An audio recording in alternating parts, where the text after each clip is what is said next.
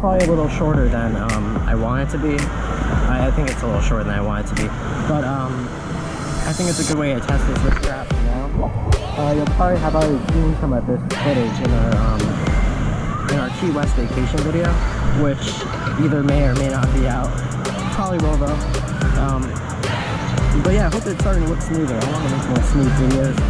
I'm not sure if we're going to get out to Blizzard Beach again because the passes expire the 20th, and I just don't see myself filming again.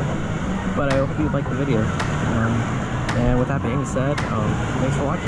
Have a great day.